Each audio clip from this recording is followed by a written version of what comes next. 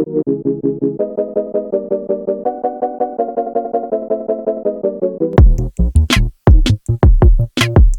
this is Tasha back with another video. Thank you so much for stopping into my channel. Decided to do the video from my bedroom again today on the floor. It was very cozy last week, so let's jump right in and get this video started with the Married at First Sight review from episode 4. Alright y'all, so I'm just gonna, I know the episode was kind of, well, in my opinion, the episode was a little bit all over the place because they're trying to capture these 5 couples all in the same space as far as the topic and what's happening and being discussed.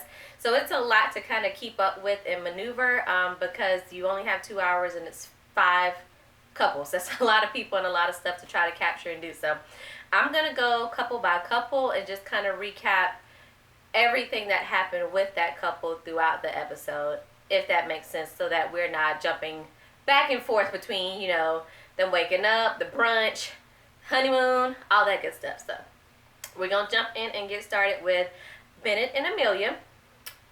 So I know y'all thought the same thing I did. Bennett, did you just put on a nightgown to go to bed? And did she put on a onesie? Like, where was all the cute pajamas with these ladies? Because if I remember correctly, really nobody had any cute, sexy pajama. I guess Olivia kind of tried with the white, but it was still, you know, very modest. I mean, I guess I know they're strangers, but it's like, hey, show them a little something, you know, put on something cute, but a onesie and a nightgown? Okay, but it was so funny when he put it on. I was like, what is he putting on? And then when Amelia asked him, so do you always sleep in a dress? She just says whatever comes to her mind, and I love it. I love it about her, but that was funny, and that was super weird, but that's their theme. That's what they do. So they end up finding out they essentially wear the same glasses. Super cute. When they did switch off and have the brunches with the different families, child, Bennett just sitting in the chair talking to Amelia's mother and brother. I mean, foot in the chair, just lounging, relaxing. Like, he has no, I don't want to say regards, because he probably does. I'm sure he cares, but he's not the type of person that's going to, like, put on to make a good first impression for somebody, basically. It's like, I'm Bennett, you get what you get. It don't matter if I've known you 5 minutes or if I've known you 5 years. I'm Bennett, I'm always going to be Bennett, and this is just how I am. Because I was like, you know, can we just wait a little bit before we get that comfortable? We're sitting at a table at a little outdoor restaurant, Bennett. Get your foot out of the chair, sir, okay? Act like you have some home training, all right? But speaking of home training, we then switch and we see Amelia at brunch with his family. And y'all, that is just a really weird family. And honestly, that would be a deal breaker for me. I know you marry the person and not the family, but let's be honest, the family comes along with the person. That his family would be a deal breaker for me. There's no way I could put up with that unless they live, you know, hundreds or thousands of miles away and we're only seeing them once, maybe twice a year, and I don't really have to interact with them that much, fine. But if this is like same city, you know, a few miles away, a few hours away even, this ain't gonna work. Because his dad just kind of sits there. You can tell basically his mom and sister run the show. His mom is just, oh my gosh, the things that she says and how she looks and, you know, her mannerism, it's just too weird for me. Oh my gosh. And let's get into the sister. Because they haven't even been with each other 24 hours and the sister's already asking, oh, well, did y'all talk about kids? And then she just has diarrhea of the mouth and is like, oh, because I think Bennett would want to adopt because he thinks it's unethical to have biological children. I'm like, that's a pretty big deal. I mean, that's heavy to drop on somebody that she has not yet had a chance to discuss that with her, you know, very new husband. And that's a big deal for you to just throw it out there at brunch as if it's, he's allergic to dogs or something. Like, it's not something very minor. Like, that is a big deal if you're talking about somebody that wants to have kids and you kind of just bring out that, oh, your brother thinks it's unethical to have children because of the population of the world, basically. And once they got together and him and Amelia got together to eat after the fact, he did confirm that he does feel that way. But it seems like he's flexible. When the sister didn't make it seem that way, but he does seem like he's flexible and open to, if he had a partner that wanted biological children, that he would be open to that discussion. But luckily it seems like him and Amelia may be on the same page, where she seems like she wants a biological child, but she's not close to adoption either. So that was good. And then when they did, later on in the episode, they did the flashback, I think when they were all at the airport or something, and they showed Bennett at the bachelor party dancing with the strippers, took me out. I missed that, or I don't know if that was footage they didn't show on that episode, but it was so funny. Oh my God, he just lets his hair down. Like I said, it doesn't matter if you know him 5 minutes or 5 hours, 5 days, 5 years. He's going to be the same Bennett. And I do enjoy that about him. Although I do wish he was a little bit, put together at other times. I do enjoy that he's just unapologetically, if I can talk, himself. Alright, so we're going to move on to Olivia and Brent. I thought Brent was super cute. When he took his contacts out and put his glasses on, I was like, okay, Brent, you cute. But I still don't like him. I mean, he was cute and everything, but no, still don't like Brent. I just feel like he's just not in this for the right reasons, and I don't really care for Olivia either, but I don't think she deserves to be hurt by any means, and it seems like he will end up hurting her, I'm sure. Olivia, on the other hand, oh my gosh, she almost feels a little bit fake to me, as well, as if and it could be her personality totally, but it seems like she's just trying to be so put together and say the right things all the time, do the right things, be very gentle and soft-spoken in the way that she talks, and her hair, has to be perfect. It's just like, can you loosen up a little bit? It's like she is so uptight, or she is just like, I put in my notes that it's like she's living in the body of a 55-year-old. And that might not even be true, because these days, people in their 50s or 60s and 70s are like, they fly and they are, getting it in. But she just seems like, oh my gosh, so buttoned up. I just want her to relax, because it just does not feel like she's able to take a deep breath and just be who she is. I don't feel like we've seen that yet. Because she strikes me as the type, I could be totally wrong, that she's like, has this really, really nice persona, but she can probably be really mean and nasty given the right situation and the opportunity, but she will flip it as if, no, it's not me, it's you. I'm fine. No, you're not. But yeah, I just feel bad for her. And then when Brett was eating with her family and he was just like, oh, I feel sorry for everybody else because I just feel like I got the best match. Like, you are being so fake, sir. So fake. And no offense, but Olivia is not the best match. No.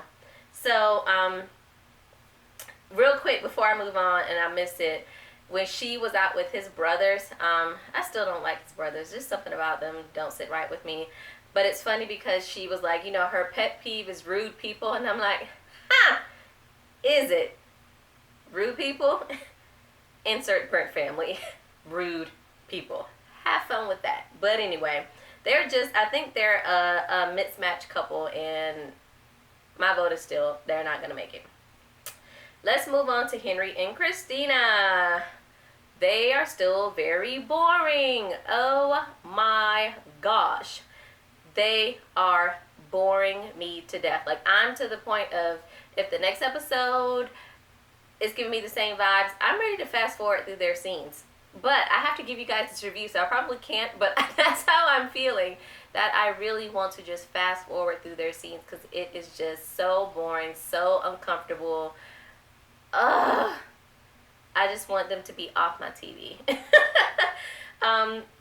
She aggravates that, that very last nerves. She just plucks it all day long. So I continue to not like her. I really continue to not like Henry because he is another one like Olivia, just so uptight. Like, have a drink, smoke a joint, do something to loosen you up a little bit. It is just annoying. Oh my gosh. And she continues to act like she's too good for him, and the way, just her demeanor, the way she carries herself, the things that she says, it's just like she thinks, I'm here to show him everything. I'm here to mother him because I know more and I've seen more than he's ever seen.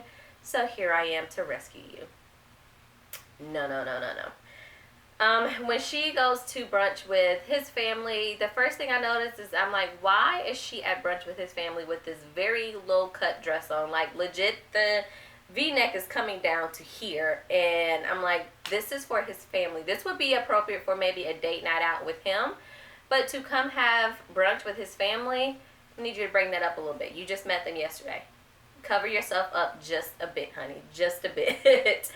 But she just kept talking, even there with his dad, of, asking, where he's traveled or has he been out of the country, because she was just so harped on this being out of the country nonsense, as if it's a rite of passage or you're not a real person until you've traveled out of the country. It was just like, girl, it's not that serious. Passports are only like $100-something, and it's not that expensive to even just ship it right down to Mexico. Chill out. It's not that serious. But she was just, kind of demeaning in that way of, oh, I just can't wait to experience his first time out of the country, because I don't even remember my first time out of the country. And then once they got to Mexico, of, oh, this is your first real, international meal, and this is your first time having Mexican liquor, and I just can't wait to show you. Like, he's not a kid where you need to show him in like Mexico on this international trip. He will be just fine. Just let him enjoy himself. You enjoy yourself and start acting like this is just such a big deal than it really is. Like, it's not that serious, honey. It is not. So that just tore my nerves up, because she just kept going and going and going and going about it being his first time out of the country. And I was just like, shut up. Shut up. But other than that, I just continue to question why Henry signed up for this. He continues to look very awkward in front of the camera. And it's like, I understand. I'm pretty sure I would be a ball of nerves if I had a camera follow me around all the time. But this is what you signed up for. You signed up for a show that's going to follow you around and track and follow this marriage. So there are cameras involved. If you knew that makes you eerily uncomfortable, don't do the show. So it just seems like no matter where they are, it's just I'm assuming it's just the cameras that just makes him so uncomfortable, and that just protrudes through the TV to us, that every scene he just, oh my God, he's just ready for the cameras to go. But I mean, they're here. They're here to track what you're doing. So let's move on to Karen and Miles. It was so cute when Imani and Woody came to their door after their wedding and came to say hi and to see them. I just love them. I hope they both stay married and they just end up being, the cutest little couple that, goes out on double dates and, ends up having babies, and Imani's the godmother, and, that's what I want for them. They're just so cute. But Karen, along the same miles of Henry and Olivia, I need you to loosen up as well, honey. You are tight. You are tight. Just loosen up and enjoy the process. I feel like if you're going to do something like this, just be all in. You have a decision to make in 8 weeks if you're going to stay in this or not. So just be all in for the time that you're in. And then if you don't like it, get a divorce. But for now, just loosen up and have fun and enjoy the process of doing this. Oh my goodness. And then we see Miles go to brunch with her family. Karen's mom reminds me of Whitley from A Different World. Reminds me of her mom, how she kind of just really couldn't stand Dwayne, and then after a while she started to like him a little bit. That's how I felt, because she was just, Karen mom was ready to grill him at the brunch, and then before you knew it, she was like, oh, I like him. I think I like you. And it was just kind of like, what? Where did this come from? But hey, that's it is what it is. But that was just like, huh? Okay. And then we flipped to Karen being at lunch and brunch with Miles' family, and I like his family, but his mom and dad doesn't seem like they match. But I mean, that's not my business, as Tabitha would say. That's their business. But it seems like they're just total opposites. Like the dad, when the mom says anything, the dad seems like he just gets so embarrassed or annoyed about what she's saying, because she really is. I feel like Miles may be a bit of a mama's boy, but I think his mom probably feeds more into it than he does. It's like, she's like, oh, now here I am. Here's mommy. I'm going to save the day. What do you need me to do? I'm here to help you. I'm here. What do you need? Mommy's here. And it's like, no, let him be a man. And that's where his dad is like, no, leave him alone. Let him be a man. He has his wife. But his mom is just like, oh, but if you decide you don't want him, just, bring him back to me. No, you are making, that is really not helping him to be a good husband, because you have kind of opened this door of, it's okay for you to always come back to me, which yes it is, because that's your child, but you want him to be leaning on and dependent on his wife, not you any longer. I just don't want that to be something that's detrimental to their relationship of, oh, whatever you want to do, I can go to my mom and she'll do it. She'll fold my laundry. She'll do this. She'll do that. And it's like, no, just leave it alone. So I just want her to stop hovering. It's okay to love your kids, because yes, we do love our kids, but don't hover. Like, you're not there to be the mattress when he falls. He will fall, skin his knee, maybe break his heart, but he'll get back up and he'll be okay. One thing I did love, of course, once they left brunch and they come back to Karen, we see that she's gotten her hair braided for the honeymoon, and the way Miles was hyping her up in the bathroom was so cute, of him acting like, oh snap, you got braids, and he acted like he was paparazzi taking pictures. I was like, this is so cute. So cute. Love them together. I hope that Karen can just break outside of herself and get out of her head and just enjoy the process. And then lastly, we have Imani and Woody. As soon as Imani laid down in the bed and she took her makeup off, I was like, where's your scarf, girl? You know us. Where is your scarf? We don't go to bed with these edges and hair and everything just hanging out on the pillow. Get your scarf. Stop trying to be cute for the cameras. When she went to brunch with his family, she looked so comfortable. I mean, they just continue to look like they've known each other for a while. Even the conversation of, they didn't look really uptight, like they were nervous to be with the other person's family. It was like, hey, these my people. I've talked to them. I've seen them. We cool. So I thought it was really good. I was shocked when Miles kind of just, not Miles, shoot, Woody, when Woody just blurted out to her family that he had cheated. He was unfaithful. I was like, oh, okay then, Woody. Not that I was surprised, but I was like, you just gonna lay it all out there in front of her mom and dad and everybody. Okay. But putting it out there, and then of course her stepmom asks if he will be faithful, and he was like, yeah, he's in this, and he, that was just a part of his life, but, now he's ready to be monogamous. So I hope so, Woody. I hope so, because her daddy may let it slide, but I don't think the stepdaddy gonna let it slide. I also was very appreciative in this episode that Woody mentioned that he went to therapy, because his family had mentioned to Imani that that when he gets angry, he can kind of really explode. So when she brought that back to him, he kind of, he told her how he had went to therapy to work on himself, and I love that, because I know therapy is taboo in the black community, definitely taboo for black males. So for him to say that and not be ashamed or afraid to say that on national TV was amazing. Loved it. More men need to go to therapy. And then we see Imani got her braids too. It is like a black girl ritual. You go on vacation, you gonna be in the water, you better get you some braids. But I was like, how long were they gone? Because we know braids, I mean, Karen's braids were pretty quick because they were just cornrows back. But I was like, Imani came back with box braids. Well, how long were you gone, honey? Unless you went to the Africans that, only take 2-3 hours. But I was like, yeah, because I saw the natural hair starting, puff and curl. And I'm like, we ain't really down for doing hair every day. So I was like, she looks cute. But They were super cute. Once they got to Mexico, everybody getting there, and seemed like everybody was getting along. I swear when they took the camera and Woody had like his little mini confessional by himself with Imani talking about the notches on her chastity belt, you know, coming off, I probably understood like 2 words. I needed a subtitle.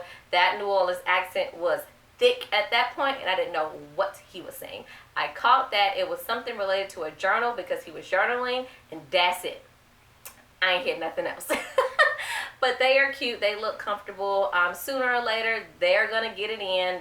They just seem like they are physically attracted to each other, and even mentally and emotionally being able to talk so candidly, that helps to bring people closer as well. But that is it. That is Married at First Sight this week. Let me know you guys' thoughts down below in the comments, how you feel about the couples. You changing your mind on any of them staying together or breaking up at the end? Let me know what you think. And if you have not already, hit the subscribe button before you get out of here.